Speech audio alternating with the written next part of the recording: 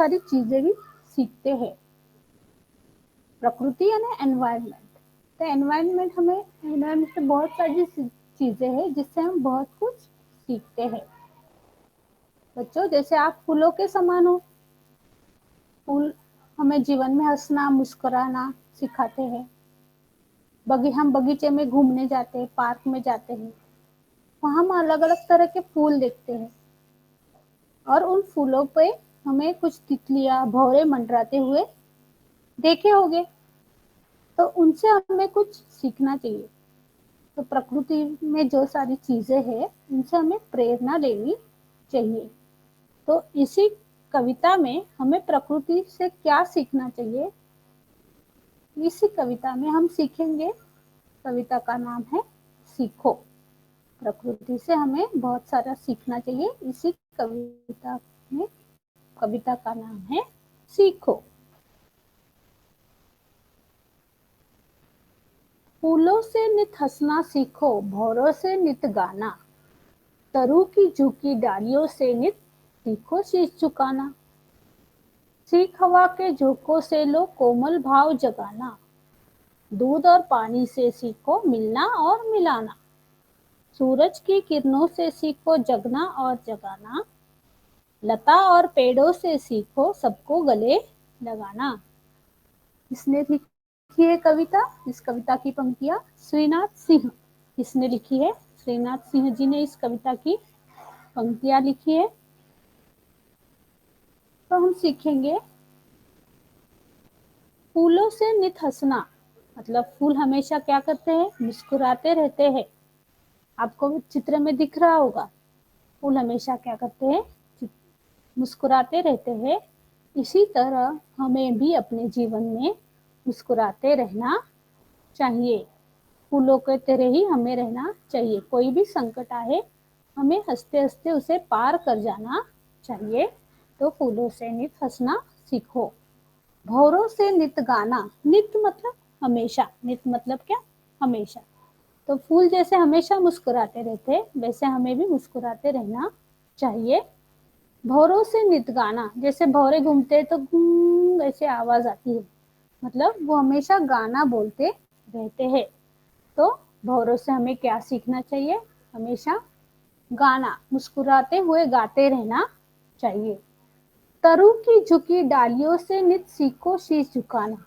तरु यानी पेड़, आपको चित्र में दिख रहा हो पेड़। तो पेड़ हमेशा क्या देते हैं, हमें छाव देते हैं। तो वो उस डालियां, उस पेड़ों पे जो डालियां होती है उससे हमें धूप से क्या मिलती है, छाव मिलती है। तो वो किसी को बोलते हैं क्या, आप हमारे पास मत आओ, हम आपको छाव नहीं देंगे। वो कुछ नहीं बोलते, कोई भी हो वो उसे छाव देते हैं। तो तरु की झुकी डालियों से नित सीखो शीश झुकाना, मतलब वो हमेशा झुक के खड़ी रहती है, मतलब दूसरे का आदर करना। तरु यानी पेड़, पेड़ हमेशा झुके हुए रहते हैं, आदर करते हैं दूसरे का। तो उनसे क्या सीखो, शीश झुकाना, मतलब किसी से नम्र से बात करनी चाहिए, अच्छे से बात करनी चाहिए। तरु की झुकी डालियों से नित सीखो शीश झुकाना। सीख हवा के झोंकों से लो, जो हवाएं बहती है, तो सीख हवा के झोंकों से लो कोमल भाव जगाना। कोमल, एकदम स्मूथली जो हवा बहती है, तो कोमल भाव, मन में क्या होना चाहिए, कोमल भाव होना चाहिए। मुलायम नाजुक हवा जैसे चलती है, वैसे हमारे मन के भाव होने चाहिए। दूध और पानी से सीखो मिलना और मिलाना। अगर दूध और पानी हम एक साथ मिक्स कर देंगे तो दूध कौन सा है, पानी कौन सा है, ये समझ में नहीं आता। तो मतलब ये दूध और पानी एक दूसरे में इस तरह घुल जाते हैं। तो इससे हमें सीखना चाहिए कि मिलाना, एक दूसरे में घुल जाना। तो इस दूध और पानी से हमें सीखना चाहिए मिलना और मिलाना। सूरज की किरणों से सीखो जगना और जगाना। सूरज हमेशा हमें क्या देते हैं, धूप देते हैं, जिससे प्रकृति को बहुत सारा लाभ होता है। पेड़ पौधे सूर्य के कारण ही होते। अगर सूरज, हवा, पानी नहीं होगा तो पेड़ पौधे नहीं आ सकते। तो सूरज की किरणें ऐसे नहीं बोलती कि नहीं आज हम नहीं उगेंगे। सूरज बोलता है कभी? उसका रोज काम, हमेशा वो अपनी टाइम पे अपनी ड्यूटी करता रहता है। तो उससे हमें सीखना चाहिए कि जगना और जगाना, सूरज की तरह हमें भी अपने काम समय पे करने चाहिए। कोई भी भेदभाव नहीं करना चाहिए। सूरज कभी भेदभाव करता है? मैं तुम्हें किरण नहीं दूंगा, मैं तुम्हें लाइट नहीं दूंगा, नहीं। तो उसी तरह हमें भी भेदभाव नहीं करना चाहिए। सूरज की किरणों से सीखो जगना और जगाना। लता और पेड़ों से सीखो सबको गले लगाना। लता और पेड़ों मतलब जो पेड़ पे देखा है, अपने पिक्चर में दिख रहा है, आपके जो चित्र में दिख रहा है कि वो जो पेड़ है वो लता है जो पेड़ से लपेटे हुए आगे बढ़ते जा रही है, मतलब बड़ी होती जा रही है। तो लता और पेड़ों से सीखो मतलब ऐसे लग रहा है जैसे एक दूसरे से वो गले मिले हो। तो लता और पेड़ों से सीखो सबको गले लगाना। कोई भी भेदभाव नहीं करना चाहिए, सबके साथ समान व्यवहार करना चाहिए। तो फूलों से हम क्या सीखते हैं बच्चों? फूलों से हम सीखते हैं कि हमेशा खुश रहना है, और फूल हमें हंसना सिखाते हैं। पेड़ों से हम क्या सीखते हैं? पेड़ों से हम सीखते हैं शीश झुकाना। क्या सीखते हैं? शीश झुकाना। झुकाना मतलब विनम्रता से व्यवहार करना। शीश झुकाना मतलब विनम्रता से व्यवहार करना। प्रकृति की कौन कौन सी चीजें से हम क्या क्या सीखते हैं? जैसे इस पोएम में हमें क्या सीखा है? फूलों से सीखा है, पेड़ों की डालियों से सीखा है, हवा से सीखा है, सूरज से सीखा है, लता से सीखा है। तो प्रकृति हमें क्या सिखाती है इस कविता के आधार पे? हमेशा दूसरों पर परोपकार करना चाहिए, दूसरों की मदद करनी चाहिए। इस कविता से हम क्या सीखते हैं कि प्रकृति की हर एक चीज, जैसे सूरज हो, चांद हो, सितारे हो, धरती हो, आसमान हो, पेड़ पौधे, ये हमेशा दूसरों की भलाई करनी चाहिए। इस कविता से हम क्या सीखते हैं कि हमेशा हमें दूसरों की भलाई करनी चाहिए, हमें हमेशा परोपकार करना चाहिए। इस कविता हमें यह सिखाती है, जैसे फूल, भौरे, पेड़ हमेशा दूसरे की मदद ही करते हैं, उसी तरह हमें भी परोपकार करना सीखना चाहिए। भौरों से हम क्या सीखते हैं? भौरों से हम सीखते हैं नित्य गीत गाना। नित्य गीत गाना। और मिलना और मिलाना हम किससे सीखते हैं? पानी और दूध से हम सीखते हैं मिलना और मिलाना। लता और पेड़ों से हम क्या सीखते हैं? गले लगाकर भेदभाव नहीं करना, एक दूसरे में भेदभाव नहीं करना। तो बच्चों, आपको कविता समझ में आई होगी। इसी तरह हम भी अपने जीवन में बदलाव लाएंगे, परोपकार करने की कोशिश करेंगे।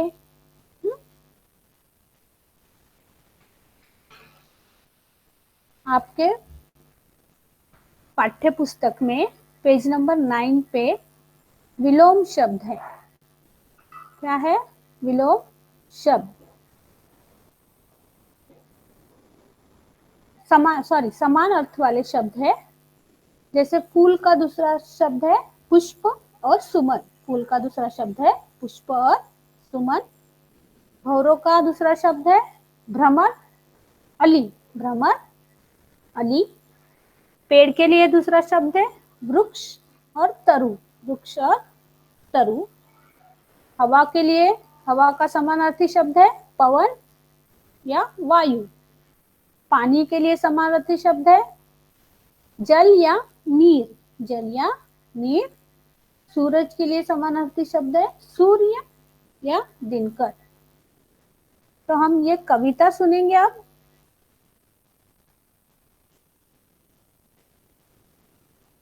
कविता सुनेंगे।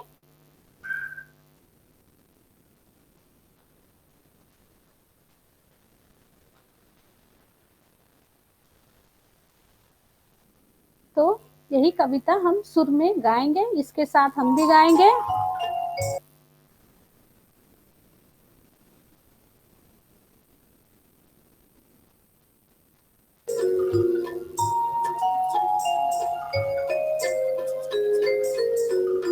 फूलों से नित हंसना सीखो, भौरों से नित गाना।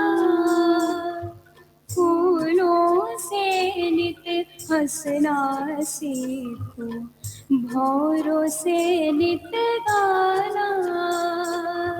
तरु की झुकी डालियों से नित सीखो शीश झुकाना।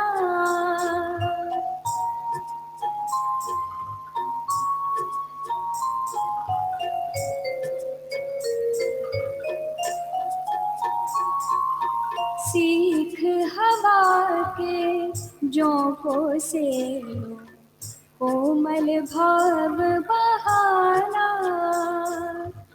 दूध तथा पानी से सीखो, मिलना और मिलाना।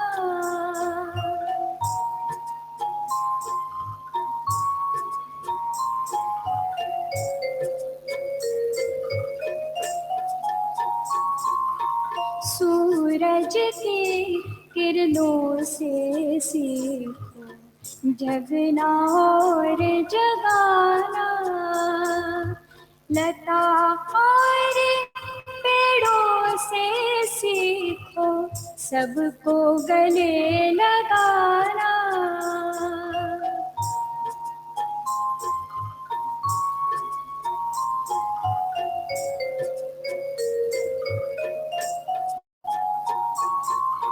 मछली से सीखो स्वदेश के लिए तड़प कर मरना। पतझड़ के पेड़ों से सीखो, दुख में धीरज धरना। बच्चों, तो आपको ये कविता पसंद आई होगी। ऐसे इसमें गाया है, आप भी गाने की कोशिश करो। आपके पाठ्य पुस्तक में व्याकरण का एक पाठ है क्रिया, जो पाठ्य पुस्तक में पेज नंबर है 9, पेज नंबर है 9।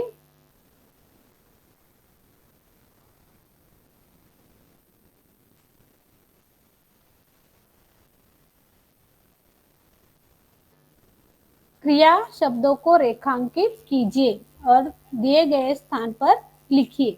क्रिया मतलब क्या? क्रिया मतलब कौन सा भी काम हम जो क्रिया करते हैं, जैसे खेलना, डांस करना, तो ये क्या है?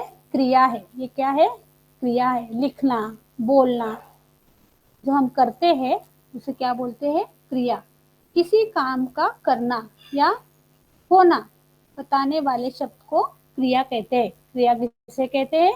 किसी काम का करना या होने वाले बताने वाले शब्द को क्रिया कहते हैं। किसी काम का करना या होना बताने वाले शब्द को क्रिया कहते हैं। जैसे हम पढ़ाई करते हैं तो पढ़ना, लिखते हैं तो लिखना, गाना बोलते हैं तो गाना गाना। तो ये क्या है? हमारी क्रिया है। ये क्या है? क्रिया है। दूध से दही बनता है। दूध से क्या बनता है? दही। तो इसमें कौन सी क्रिया है? बनना। दूध से क्या बनना? दही बनना। ये क्या हुई? क्रिया हुई। ये क्या हुई? क्रिया। तेज हवा से डालियां झुक गई है। तो डालियां क्या करती है? झुकने का काम करती है। डालियां क्या करती है? झुकने का काम करती है। तो उसे क्रिया, इसमें क्या क्रिया है? झुकना। क्या क्रिया है? भौरा गाना गाता है। तो भौरा कौन सी क्रिया कर रहा है? गाना गाने की। तो गाता है, इसमें क्रिया क्या आएगी? गाता है। दादी जी टहल रहे हैं। दादाजी टहल रहे हैं। तो टहल रहे हैं, ये आएगी क्रिया। नन्हा बीज धरती में सोया है। तो इसमें कौन सी क्रिया आएगी? सोना, सोया। आकर पौधा बन मुस्काया, आकर पौधा बन मुस्काया। तो मुस्काया ये क्या हुई? क्रिया। किसी काम का करना या होना बताने वाले शब्द को क्रिया कहते हैं। क्रिया किसे कहते हैं? किसी का काम करना या होना बताने वाले शब्द को क्रिया कहते हैं। उठना, बैठना, चलना, गाना, बजाना, ये सारी क्या है? क्रिया है। जैसे कुछ क्रिया के शब्द हम देखेंगे, हंसना, रोना। कोई अब किसी को चीज नहीं मिलती तो वो रोते, तो रोना उसकी क्या हुई? क्रिया हुई। रोना क्या हुई? क्रिया हुई। कुछ लाने के लिए हम दौड़ते हैं तो दौड़ना क्या हुई? क्रिया हुई। दौड़ना क्या हुई? क्रिया। किसी की बातें सुनना, तो सुनना इसमें क्या है? क्रिया है। सुनना क्या है? क्रिया है। कपड़े धोना, तो इसमें धोना ये क्या हुई? क्रिया हुई। किसी जगह पर बैठना, तो इसमें कौन सी क्रिया हुई? बैठना। मैं सुबह जल्दी उठती हूँ, तो इसमें क्रिया क्या हुई? उठती हूँ। उठती हूँ ये क्या हुई? क्रिया हुई। ये क्या हुई? क्रिया। हाथी धीरे धीरे चलता है, तो हाथी ने कौन सी क्रिया की? चलने की। तो चलना क्या हुआ? क्रिया हुई। चलना क्या हुई? क्रिया हुई। क्रिया के बिना वाक्य कभी पूरा नहीं होता। क्रिया के बिना वाक्य कभी पूरा नहीं होता। जैसे जोकर को देखकर बच्चे, तो ये वाक्य पूरा हुआ क्या? नहीं, उसके आगे कुछ तो होना चाहिए ना। जोकर को देख के बच्चे रोने लगे, हंसने लगे, तो क्रिया के बिना वाक्य पूरा नहीं होता। आवाज सुनकर पक्षी, आवाज सुनकर पक्षी, तो आगे ये आधा ही वाक्य हुआ क्योंकि इसमें क्रिया नहीं आई। तो क्रिया के बिना वाक्य पूरा नहीं होता। नवीन कार, नवीन कार चला रहा है, दौड़ रहा है, इसमें क्रिया नहीं आई। तो नवीन कार चला रहा है, हवा चल रही है। इसी तरह ये क्या है? क्रिया के शब्द है। किसान हल चला रहा है, तो हल चलाना ये क्या हुई? क्रिया हुई। हल चलाना क्या हुई? क्रिया हुई। इसी तरह के आपको उदाहरण अपने मन से कुछ लिखने हैं। आपके पाठ्य पुस्तक में भौरे कैसे आवाज करते हैं? भौरे कैसे आवाज करते हैं?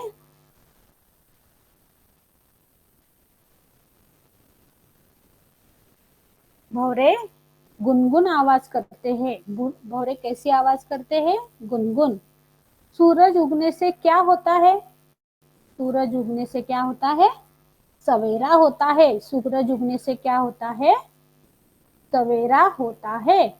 दूध और पानी की क्या विशेषता है?